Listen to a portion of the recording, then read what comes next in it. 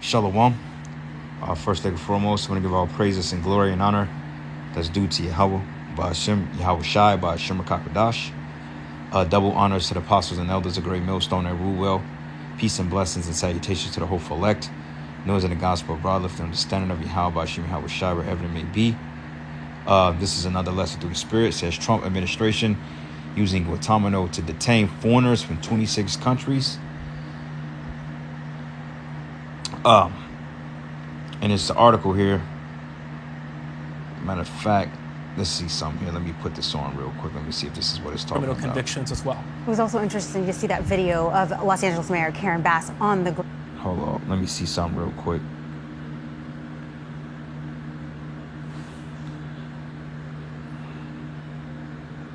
Oh, never mind. That's two different things. But it says the Trump administration is using a naval base at Guantanamo Bay, Cuba, to detain dozens of foreigners from 26 countries and 6 different continents, including detainees with serious criminal convictions, the Department of Homeland Security said on Tuesday. It says CBS reported last week that as a part of an expansion of the Trump administration's effort to turn Guantanamo Bay into an immigration detention center, officials have transferred detainees from Africa, Asia, and the Caribbean and Europe to the naval base. It says initially the base housed mainly Spanish-speaking Latin American migrants awaiting deportation. But it says here, what the hell? It says reporting us sharing full list of nationalities of those detained by Guantanamo Bay, as well as the names and criminal histories of more than 24 detainees.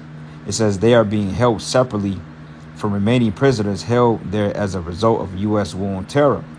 It says the list shows Guantanamo Bay is housing detainees from all other continents other than Antarctica. It says the detainees, DHS said, hail from Brazil, of course, China, Colombia, the Dominican Republic, El Salvador, Ethiopia, Guatemala, Haiti, Honduras, India, Jamaica, Kenya, Liberia, the Marshall Islands, Micronesia, Myanmar, Nicaragua, Nigeria, Peru, Romania, Russia, Somalia, St. Kitts and Nevis, and the United Kingdom, Venezuela, and Vietnam. And there's no coincidence that most of these are countries that Israelites reside in, such as Brazil, Colombia, Dominican Republic, El Salvador, Guatemala, Haiti, Honduras, Jamaica, Liberia, Marshall Islands, and so forth.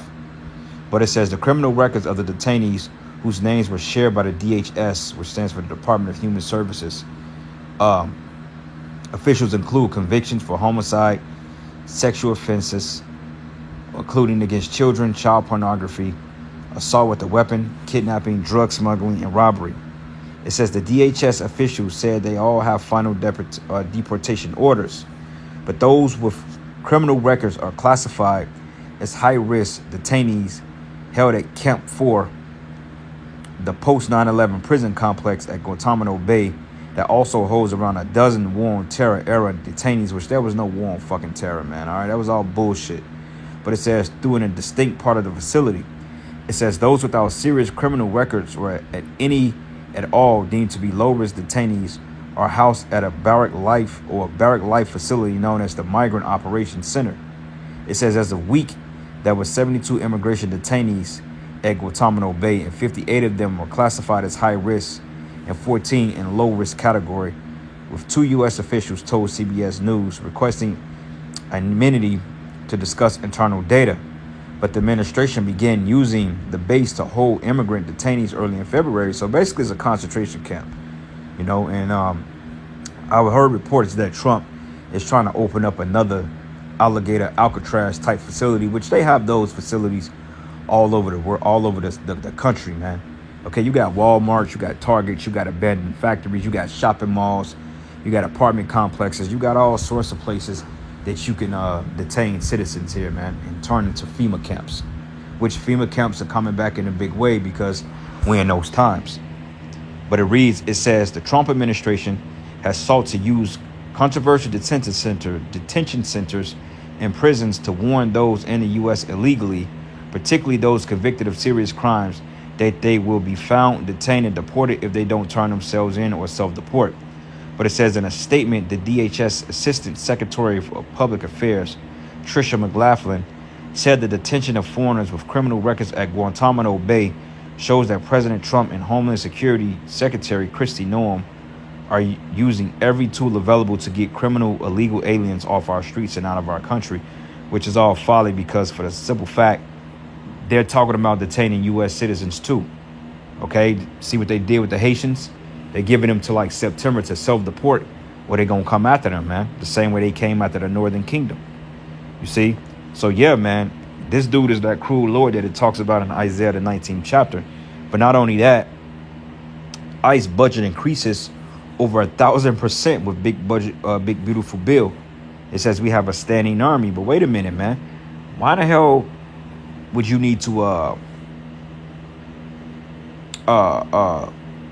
increase the budget for ICE when ICE is basically stands for Immigration Customs Enforcement, I believe, or something to that degree?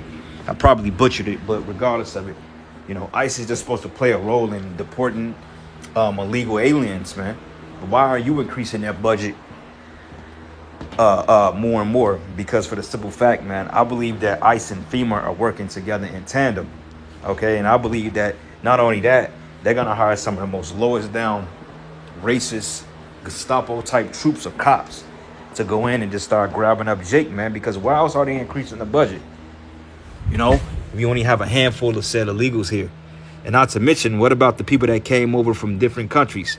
You know, like Yugoslavia, Russia, you know, China, you know, parts of Africa, Iran, Ukraine. Even though they mentioned in the previous article that they were housing people from 26 different countries. I don't really believe that, man, because you had that one guy that came across the border in 2023, and he stated that you're going to know exactly who I am, man. And we believe that he was a sleeper cell and found out that they was transporting air-to-surface missiles across the border. So why aren't this being talked about?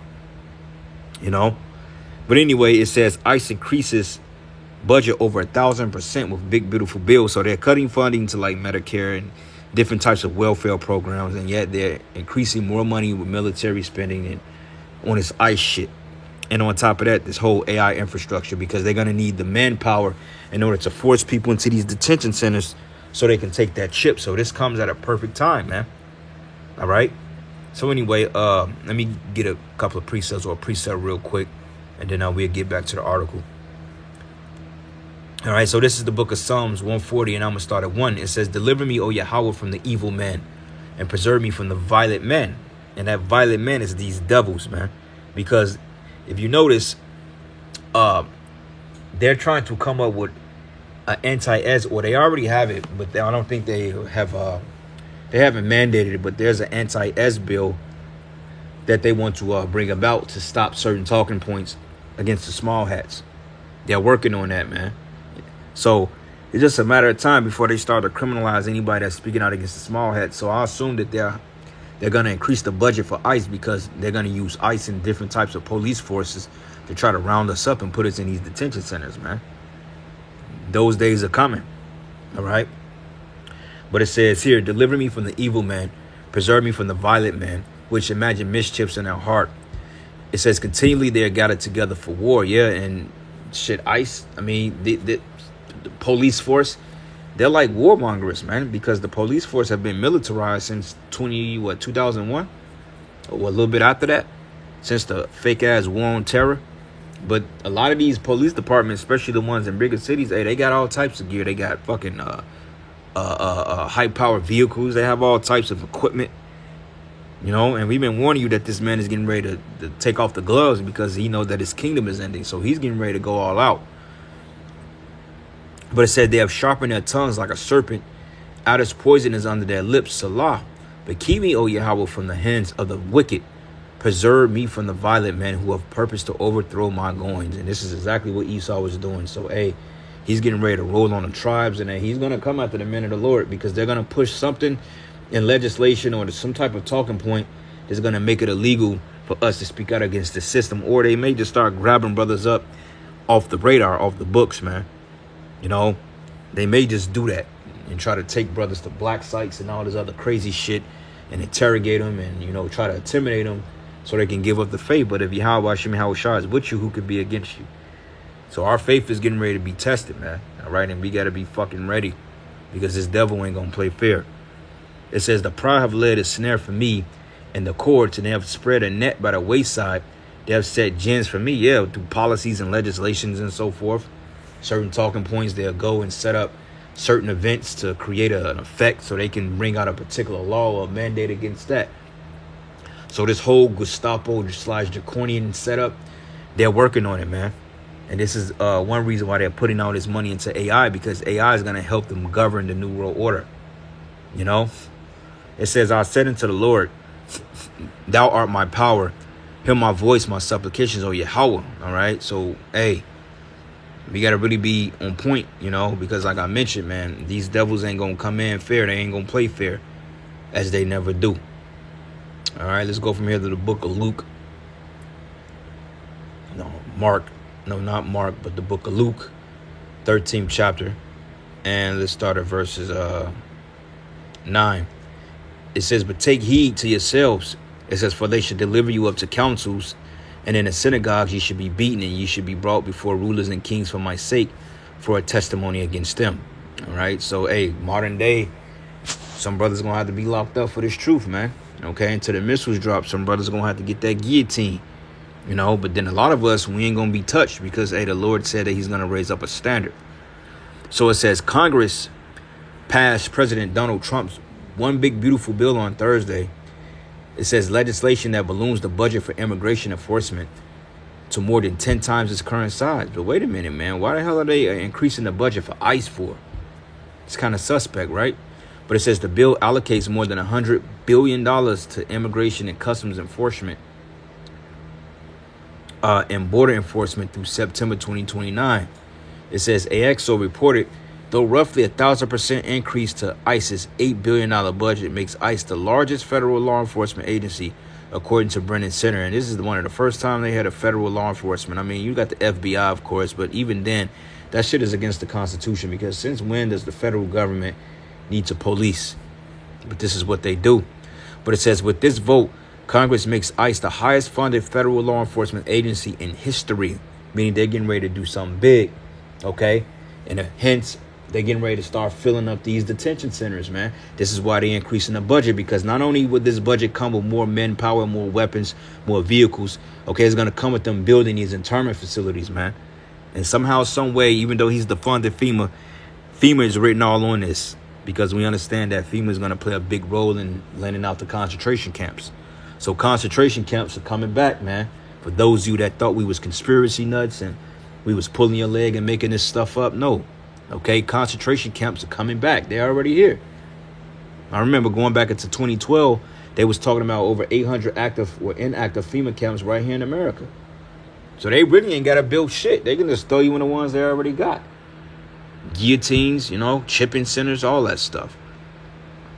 But it says with more money per year, and it's all being funded by taxpayers' dollars, by the way. But it says with more money per year at its disposal over the next 4 years than the budgets of the FBI, damn, DEA, ATF, U.S. Marshals, and Bureau of Prisons combined, wrote Aaron Melnick, senior fellow of American Immigration Council. So these motherfuckers got a bigger budget than the FBI, the DEA, the ATF, the U.S. Marshal, and the Bureau of Prisons combined. Oh, yeah, this man is getting ready to go batshit crazy, to say the least. Why the hell does a immigrant, like, you don't even, I mean, okay, let's just say you got illegals here. All right, you got illegals here, right? Which technically, they have a right to this land, all right? Who the fuck are you to call somebody illegal when you're the illegal alien, my nigga? But then again, you know, let's just say hypothetically, you may have 5% of the people here, like a good 2%. Say you got probably 1 million, 2 million illegals here. That doesn't justify $100 billion budget to deport 2 million motherfuckers, man. I mean, it don't, and I doubt if it's that many people, that many illegal people here. Then again, it could be. But that don't justify $100 million budget increase, bro. That's wild. But it says, celebrating the bill's passage, conservative commentator Charlie Kirk quoted the insider who told him this makes the border court proof. It says, we have a standing army. Exactly. It says here, the administration's aggressive push for immigration crackdown with White House Deputy Chief of Staff Stephen Miller, he's a demon, famously demanding 3,000 immigrants arrests per day, has strained ICE's existing budget, but last month the agency was reported to exceed its allocating funding by $1 billion. I don't believe that.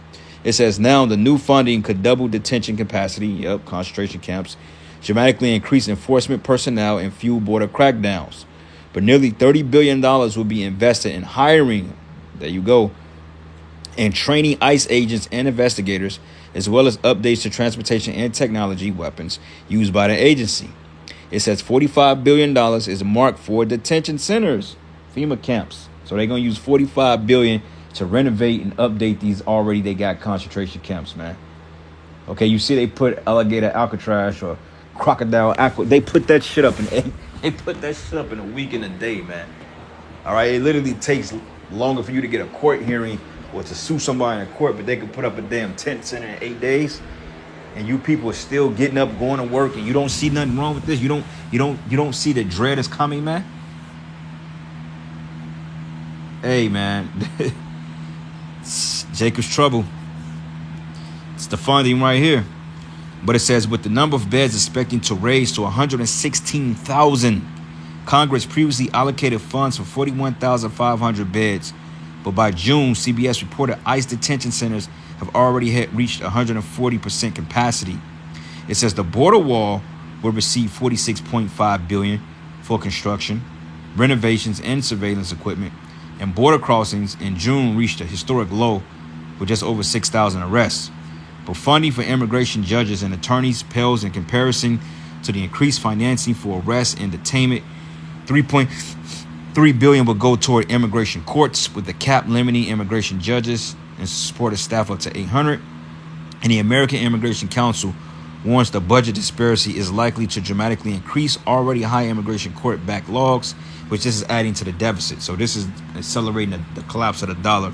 But the big, beautiful bill passed both chambers largely on party lines, making it one of the largest expansions of immigration enforcement funding in U.S. history. And the reason why this passed and a lot of Republicans signed off on it and Democrats, because they understood one thing. The common enemy is to get rid of you niggas, man. You Negroes, Latinos, and Native Americans. And that's the reality of it. All right? So let's go from here. Jeremiah 6, and I'm going to start at verses 22. It says, thus says Yahweh, behold, a people coming from the north country, and a great nation should be raised from the sides of the earth. And they shall lay hold on bow and spear. And they are cruel and have no mercy, and their voice roared like the sea. It says they ride upon horses, set in array as men for war against thee, O daughter of Zion, man. So these military troops or these ICE agents and, UN troops, whatever, whoever they may be, Gurkha, whatever you want to call them, Interpol, they got troops all around this place, man. And on top of that, you already have a hidden military hidden within the realms of America, man, because you got the UN over here. And don't be surprised if a lot of these ICE agents turn out to be UN agents, man. So it's not looking good for the common American, all right? Because Jacob's trouble is everybody's trouble. But going down here, it says here in the gospel, it says you should be brought before kings for my sake, for a testimony against them.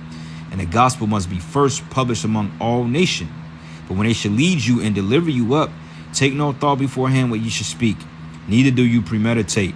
It says, but whatsoever should be given you in that hour, that ye speak. For it's not ye that speak, but the Holy Ghost. Okay, so yeah, man, it's coming to the time of great persecution, because you heard what they did. They said they're going out the Haitians, and that's the southern kingdom. So when they start targeting Judah, all right, and actually the Judah, you Negroes in America, they're going to do dirty with you, man. They're going to treat you worse than they're going to treat you worse than all the other tribes, man, because they understand who you are. And it says here, now the brother should betray brother to death, and the father to son. And the children shall rise up against their parents, and shall cause them to be put to death. And ye shall be hated of all men for my name's sake. But he that endured to the end, the same should be saved, man. So we have to endure this because, hey, some brothers are going to get caught up in these floods, man. All right, the scriptures say that the flood of ungodly men made me afraid. So it's time to really lock in and get serious, man, because this shit is not going to be a cakewalk, to say the least. All right. Precept, same thing here. This is the same thing I just read in Luke 21. But beware of men, for they should deliver you up to the councils, and they will scourge you in their synagogues, and you should be brought before governors and kings for my sake, for a testimony against them and the Gentiles, man. And this is a common thing, because the men of the Lord, they were often brought before magistrates like Paul. You know, he had to appear before Caesar. You know, then you had Felix. Okay, you know, you had the different Caesars and so forth. You had Nero. Okay, you had Antipater, Idumean. You know, you had Julius Caesar. You had all these different men that sat in the higher councils during the time when we were slaves in the Roman Empire, man. Okay, you had what's this guy's name? Titus, Vespasian, Domitian. You know, what's his name? Caligula or something, I can't recall it. But anyway, Acts 12, and I'm gonna start at verses 1, and it says, "Now at that time that Herod the king stretched forth his hand to vex certain of the church, and he killed James, the brother of John, with the sword," man.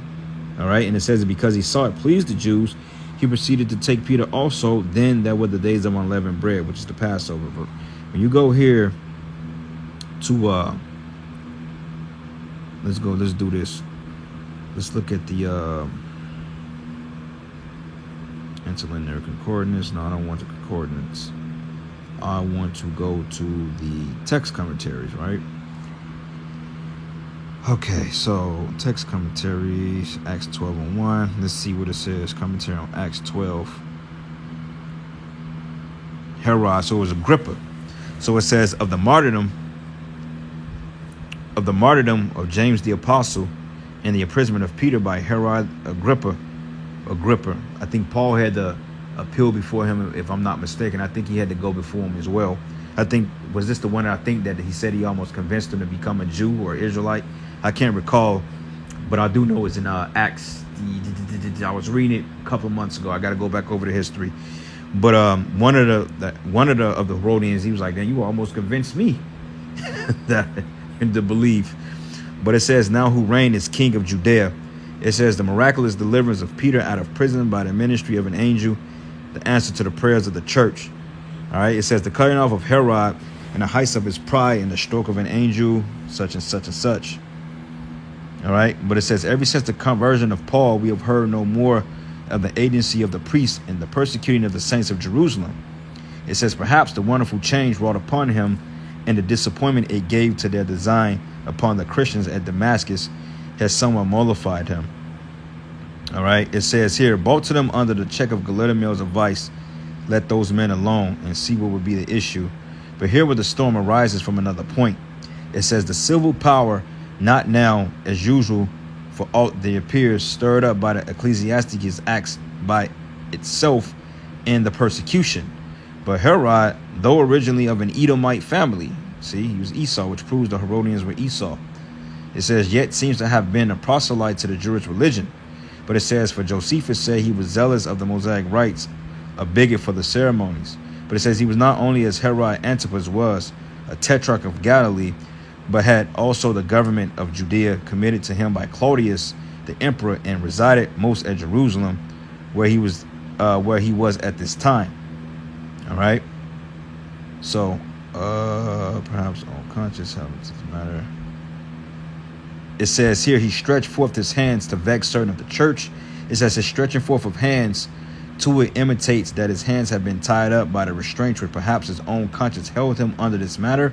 But now he broke through them, stretched forth his hands deliberately and of malice prepense. It says Herod laid hands upon some of the church to afflict them.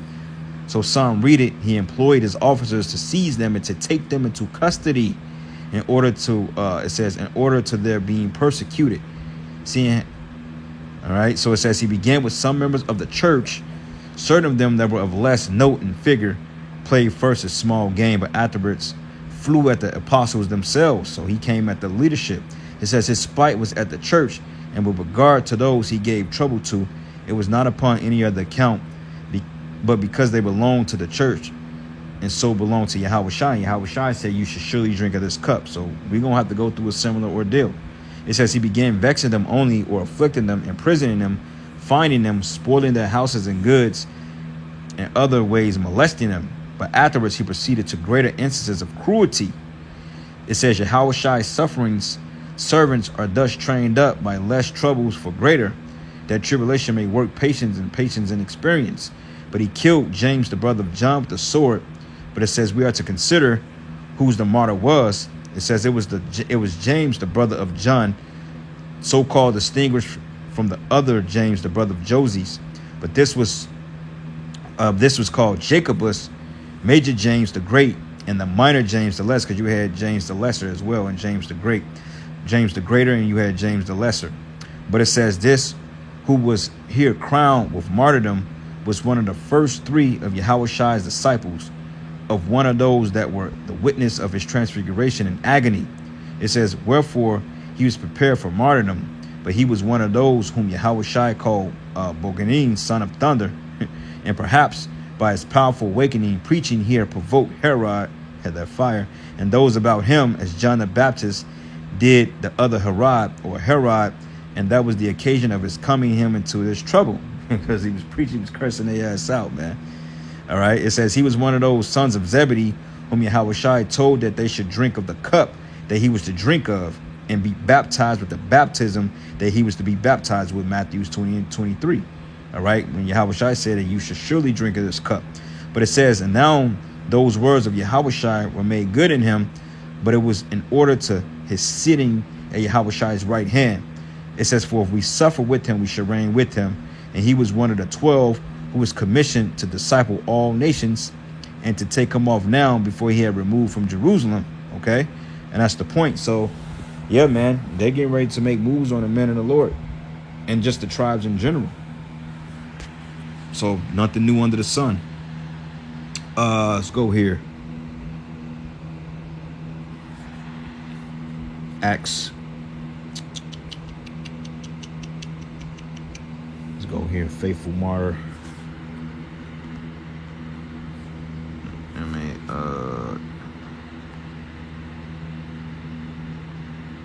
Hold on. Martyr.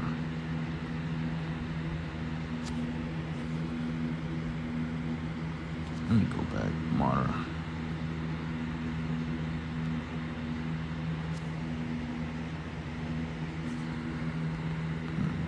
Faithful.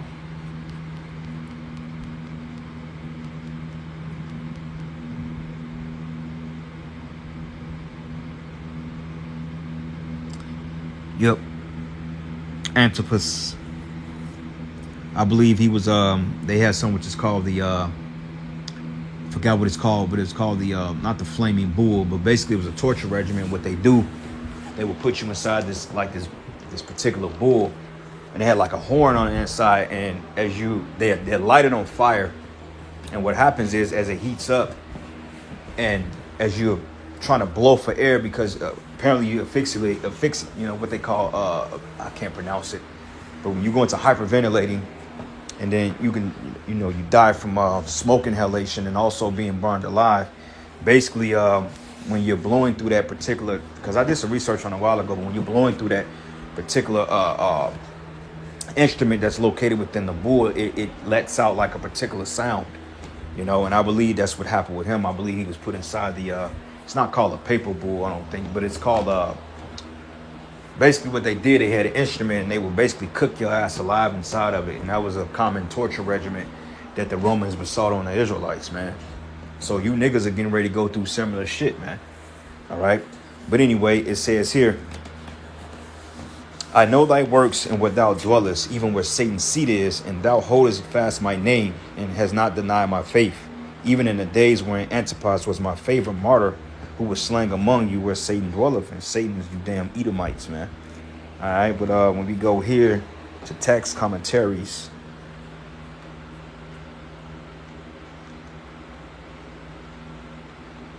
let's go here. Matter of fact, let's do this. I'm gonna do a chat GTP real quick. Chat GTP.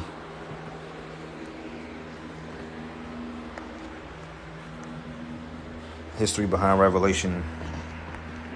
History behind Revelation 2. I think it was verses 2 and 13. And they're going to give us some history on it.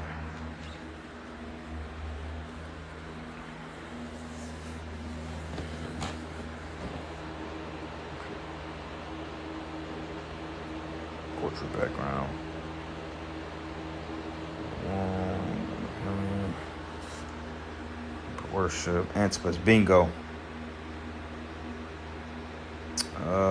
Bronze bull, there you go. Yep, it says church Antipas is described as a faithful witness who was martyred. Church tradition holds Antipas was a bishop in Pergamum and was killed, possibly burnt alive in a bronze bull for refusing emperor worship, so they burnt him alive. It says he's one of the earliest recorded Israelite martyrs outside of the New Testament apostolic circle. Okay, but yeah, it's called the bronze bull. They basically lighted, they'll put heat to it, and basically they'll burn your ass alive, man. It's a horrifying death, And hey, you 2/3, you're gonna get all types of rigorous treatment. And hey, like the scriptures tells us, man, some men of the Lord are gonna suffer to this fate, beheading. The scriptures tell you how some of the elect members are gonna go out through beheading. Now, is there other ways that, brothers may, get persecuted and possibly sent to the spirit world? Here there is. There's all types of shit. Firing squad, torching, gas, man. You have to use your imagination with this thing. And it's not to make anybody afraid because, shit, who wants to be tortured, right? But, hey, Esau's bringing that shit back in a big way. I don't think that they're not torturing these migrants and these people that they got in these particular the concentration camps, like Alligator Alcatraz. You don't think they're gonna torture people up in there? And the fact that they're feeding people to alligators, that's a form of torture, man. So yeah, this man has to be stopped. He's coming down with great wrath, man, and he's not gonna stop until Yahweh Shem Shai gets him. But this is the book of Revelation 2:10. It says, "Fear none of those things which thou shalt suffer." It says, "Behold, the devil shall cast some of you into prison, that ye may be tried, and ye shall have tribulation 10 days. It says, "Be thou faithful unto death, and I will give thee a crown of life." Okay? "But he that have an ear, let him hear what the Spirit have said unto the churches. He that overcometh shall not be hurt of the second death." So, hey, we have to be martyrs for Yahweh Shem Shai, and hey, prepare your minds, Not saying that's going to be every brother's fate, because clearly it's not, but, somebody's going to have to fulfill these scriptures, man. But anyway, I'm going to end it, giving all praises and glory and honor that's due to Yahweh Shem Shai, Ba'ashem HaKadosh. Lord's will you edify. Until the next lesson. Shalom.